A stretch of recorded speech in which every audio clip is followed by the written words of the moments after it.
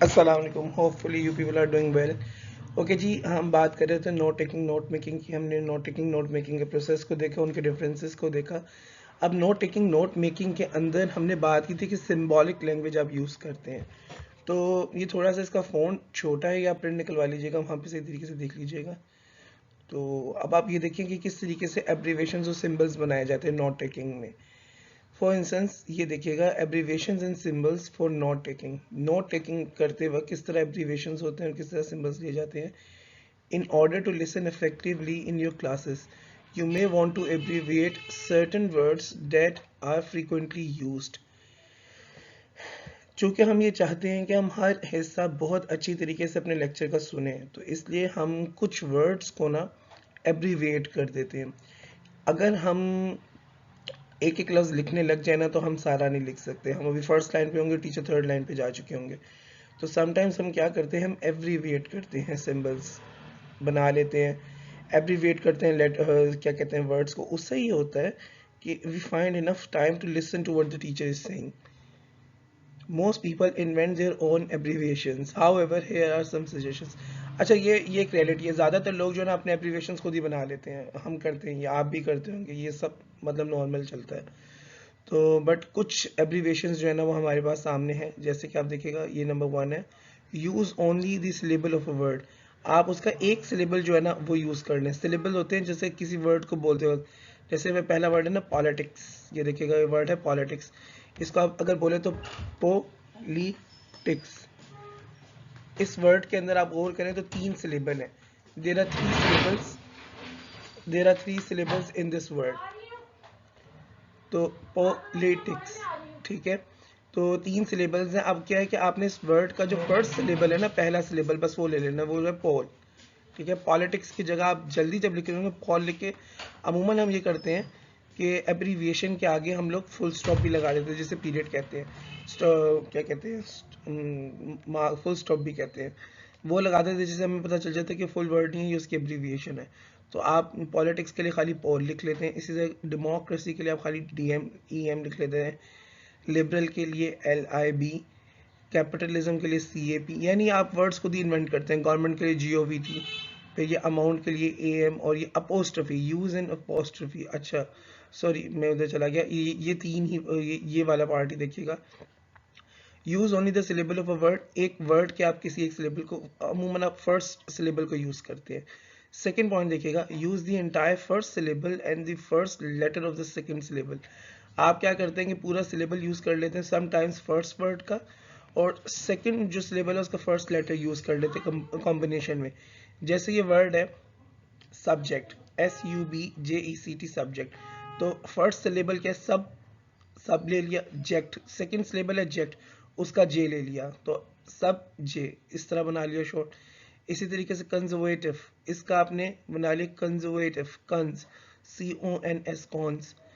कन, पहला आपने पूरा सिलेबल ले लिया, दूसरा ज से आपने खाली S ले लिया, कंजर्वेटिव। इसी तरीके से थर्ड देखिएगा इंडिविजुअल। अब यहाँ पे इंडिविजुअल में इंडिविजुअल, आपने फर्स्ट सिलेबल इन ले लिया और सेकंड सिलेबल डी जो है इन डी का डी खाली ले लिया। तो इस तरीके से भी आप एब्रीविएशंस जो हैं वो फॉर्म करते हैं। नेक्स्ट देखिएगा third, eliminate final letters used just enough of the beginning of a word to form an easily recognizable abbreviation। हम क्या करते हैं कि जो फाइनल लेटर्स हैं उनको एलिमिनेट कर देते हैं। हम बिगिनिंग एक लफ्ज़ की ले लेते हैं जिससे आसानी से पता चल जाता है वो वर्ड क्या है। फॉर एग्जांपल ये देखिए इंफॉर्मेशन, इसमें आप खाली इन्फो ले लें। आपने स्टार्ट ही ले लिया उसका इन्फो, जिससे आपको पता चल जाता है कि यहाँ पे जो पूरा वर्ड है, पूरा वर्ड कौन सा है।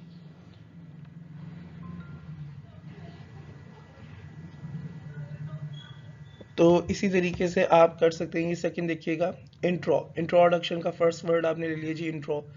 केमिस्ट्री का CHEM कैम, और ये देखिए फुल स्टॉप लगा दिया।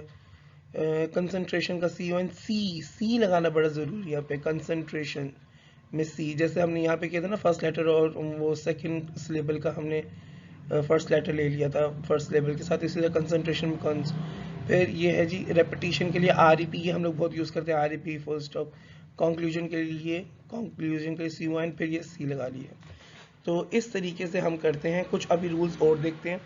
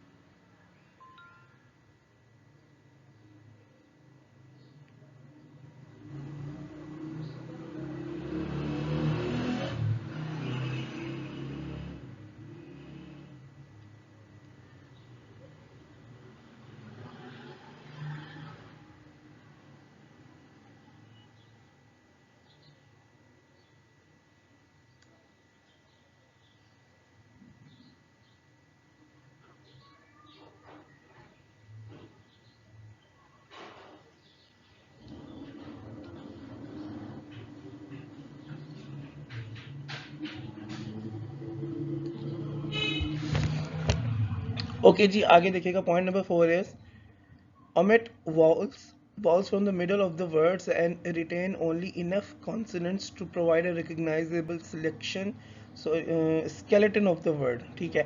अच्छा, अब ये भी करते हैं कि जो वाउल वर्ड्स है ना वो निकाल देते हैं। वाउल वर्ड्स कौन कौन से होते हैं, अब ये सुन लीजिएगा। जो वर्ड्स है ना ए, ई, आई, ओ, यू, इनकी जो साउंड्स है ना वो वाउल साउंड्स होती हैं। वाउल साउंड्स होती हैं अ, ई, आई, ओ, ऊ। दोबारा सुन लीजिएगा, आ, ई, ई, ओ, ऊ। ये जो वाउल साउंड्स है ना, जब वाउल साउंड्स वो कह रहे हैं ये वाउल साउंड्स होते हैं। और ये वर्ड्स जो होते हैं ना ए, ई, आई, ओ, यू, ये वाउल वर्ड्स होते हैं।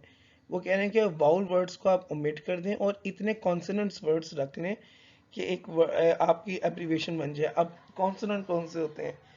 जो वर्ड्स वाउल के अलावा होते हैं ना उनको हम कॉन्सोनेंट कहते हैं। फॉर एग्जांपल ब, क, व, जितने भी हैं जो वाउल के अलावा है वो सारे आपके कॉन्सोनेंट वर्ड्स होते हैं।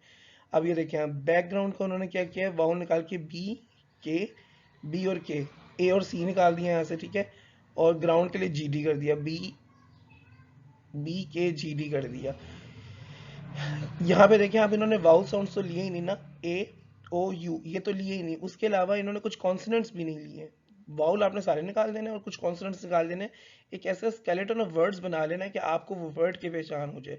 बी के जी डी बैकग्राउंड। इसी तरीके से प्रिपेयर्ड के लिए पीपीडी, प्रॉब्लम के लिए पीआरबी एल एम, ठीक है। नेक्स्ट देखिएगा point number 5, leave out a and the. आप अ और जो द है वो लीव कर देते हैं, ठीक है। इसकी कोई एग्जांपल नहीं उसने हमें दी। वैसे ये अ और द एज एन आर्टिकल अगर आ रहे हो ना किसी वर्ड के साथ, जैसे एन एप्पल है, हाँ हाँ हाँ, ठीक है ठीक है ठीक है, पॉइंट समझ आ गया। अगर आप लिख रहे हो, लिखते वक्त आपको वो बता रहे हैं और क्या कहते हैं, जैसे कहते हैं he was eating an apple, तो जो एन एप्पल है ना आप एन निकाल दो, आप एप्पल लगा लो, खाली एप्पल लिख लो और एप्पल में भी ए पी एल कर सकते हो जिससे आपको पता चल जाए ये एप्पल पूरा ही लिखने। इससे ये है कि आपको ये पता है कि किस वर्ड के साथ क्या प्रपोजिशन लगती है, ये कॉमनली अंडरस्टूड है कि एप्पल अगर सिंगुलर आ रहा है तो उसके साथ एन की एप्पल लगेगी। और he was eating the Apple which he was talking about, अब यहाँ पे उस एप्पल की बात हो रही है जो पहले बात हो चुकी थी, तो यहाँ पे द लगेगा। मतलब ये तो रूल्स होते हैं प्रपोजिशंस के। बाद वो ये कह रहे हैं कि अ और द कॉमनली अंडरस्टूड है, इनके रूल्स हैं कि कहाँ लगते हैं ये आर्टिकल्स।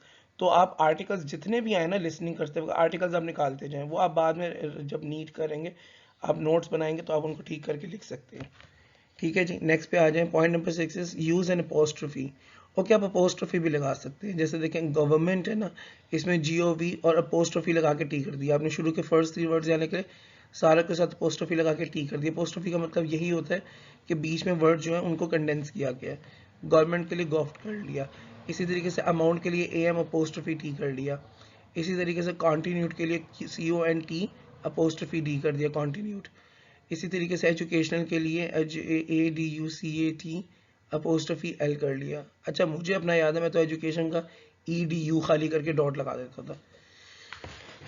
ये these are the ways through which you can abbreviate symbols for the note taking.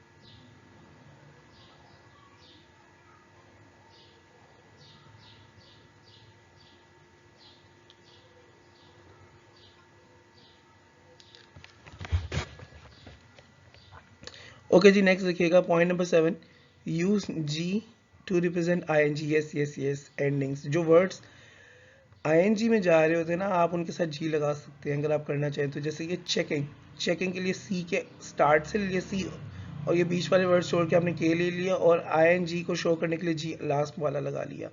इसी तरीके से स्टैब्लिशिंग, स्टैब्लिशिंग का EST, स्टैब्लिश के लिए हम अमूमन EST ही इस्तेमाल करते हैं।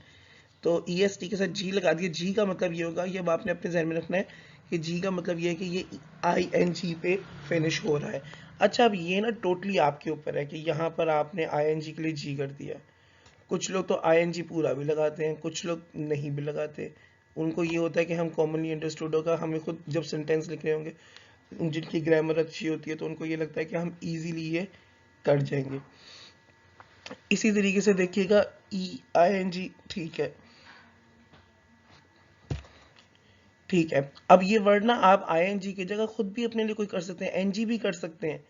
आपने कोई ऐसा वर्ड रखना है, कोई ऐसी आइडेंटिफिकेशन रखनी है जिससे आपको ये पता हो कि ये वर्ड जो है इसके एंड में ING लगना है, ठीक है। आप कोई उल्टी अपोस्ट्रोफी लगा के देखिए ऊपर, हालांकि अपोस्ट्रोफी तो शॉर्ट करने के लिए यूज होता है, बिल्कुल एंड में तो नहीं होता। आप अपोस्ट्रोफी एंड में लगा लें जिससे आपको ये पता चल जाए, जैसे सी के अपोस्ट्रोफी लगा दे जिसका मतलब हो गया चेकिंग है, ING लगाना है आपने। इसी तरीके से ये स्टैब्लिश के EST अपोस्ट्रोफी लगा लें। ये आपने खुद भी बाजू का वेरिएशन ला सकते हैं, कोई और मेथड यूज कर लें, ये आप पर है। पॉइंट नंबर अच्छा इसमें एक और था, ये है जी एक्सपेरिमेंटिंग। एक्सपेरिमेंटिंग का EXP और T, यहाँ पर आप देखें उसने ING पूरा नहीं लगाया, ठीक है, TING लगा दिए, ठीक है। एक्सपेरिमेंटिंग के लिए उसने थोड़े से वर्ड्स और यूज किए हैं। पॉइंट नंबर 8 देखिएगा, use symbols for commonly recurring connectives और ट्रांसलेशनल वर्ड्स। हाँ जी, आप सिंबल्स यूज कर सकते हैं बहुत ज़्यादा जो आने वाले क्या कहते हैं ट्रांजिशनल वर्ड्स है ना उनके लिए, और जिनको हम कनेक्टिव्स भी कहते हैं। ट्रांजिशनल वर्ड्स और कनेक्टिव्स कौन से होते हैं, मैंने आपको लिस्ट भी सेंड की थी। Transitional words, yes I send it to you. Transitional words होते हैं जैसे सिमिलैरिटी, अगर आप एक बात करें जो उस आइडिया से मिलती है तो आप उसे सपोर्ट करने के लिए कह सकते हैं moreover, in addition, additionally, besides, ठीक है। फिर आप एक ही बात को दोबारा करने के लिए कह सकते हैं वैसी बात उसे मिलाने के लिए सिमिलरली, लाइकवाइज, ठीक है। लेकिन अगर ऑपोजिट है तो आप कर सकते हैं but, yet, on the other hand, contrary, controversially, conversely, ठीक है। फिर इसी तरीके से कोई चीज़ मतलब इस तरीके से ये जो सारे वर्ड्स होते हैं इनको हम ट्रांजिशन वर्ड्स कहते हैं। तो ये जो ट्रांजिशन वर्ड्स है ना, इनके लिए आप सिंबल्स यूज़ कर सकते हैं। जैसे एंड के लिए हम ये सिंबल बनाते हैं, बहुत कॉमन है। आप लोगों ने पेपर अटेम्प्ट करते वक्त ये नहीं करना, ये आपके मार्क्स से डिडक्ट होते हैं। फिर विद के लिए W लगा के आप ये लगा दें, स्लैश लगा दें। विदाउट के लिए W/O लगा दें।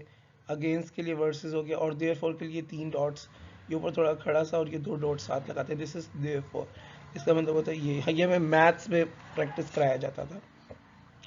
तो ये आप खुद भी अपनी मर्जी से कुछ यूज़ कर सकते हैं अगर बनाना चाहें तो। वैसे तो ये कॉमनली इंटरनेशनल स्टैंडर्ड के मुताबिक है, इंटरनेशनल स्टैंडर्ड के मुताबिक ये यूज़ होते हैं, आप चाहें तो चेंज कर सकते हैं।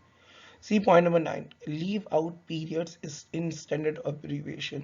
अच्छा, जो अब्रीविएशंस होते हैं ना स्टैंडर्ड, उनमें आप जो पीरियड्स होते हैं ना वो ना लगाएं। ओके, पीरियड्स होते हैं फुल स्टॉप को कहते हैं, यानी वो कह रहे हैं उनके बाद फुल स्टॉप ना लगाएं। फॉर एग्जांपल है, अब जो स्टैंडर्ड एब्रीविएशन है ना, फॉर एग्जांपल का स्टैंडर्ड एब्रीविएशन है EG, तो EG का फुल स्टॉप नहीं लगाते, बस ये ध्यान में रखें। अब ये डिपार्टमेंट का जो है ना DEPT है, ये स्टैंडर्ड है कि जी डिपार्टमेंट के लिए हम DEPT लगाते हैं, DEPT। तो इसके बाद आपने फुल स्टॉप नहीं लगाना। इसी तरीके से न्यूयॉर्क सिटी को NYC कहते हैं, तो इसके बाद भी आपने फुल स्टॉप नहीं लगाना।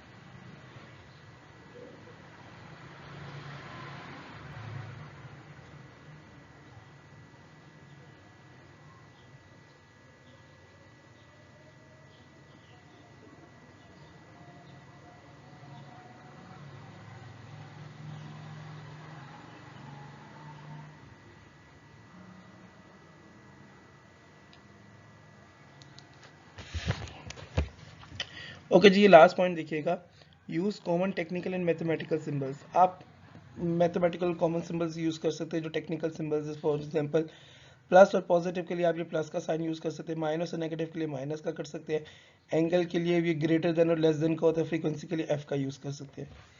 तो ये सारे सिंबल्स हैं, एब्रीविएशंस हैं जो आपने चाहे तो यूज़ कर सकते हैं, इंटरनेशनली रिकग्नाइज्ड हैं, आप इनको जहन में रखें। उसके अलावा ये, हाँ जी ठीक है, तो इनको आप लोग जहन में रख लीजिएगा। बट ये स्टैंडर्ड है, जो स्टैंडर्ड है ना वो आपने एज इट इज़ ही यूज़ करने होते हैं, बट ये हर इंसान की अपनी मर्जी होती है उसने नोट्स किस तरह बनाने हैं। तो नोट्स बनाते वक्त आप चाहे इन्हें चेंज कर लें, आप अपनी मर्जी से बना सकते हैं। चलिए अपना ख्याल रखिएगा, फिर नेक्स्ट लेक्चर में मुलाकात होगी। अस्सलाम वालेकुम।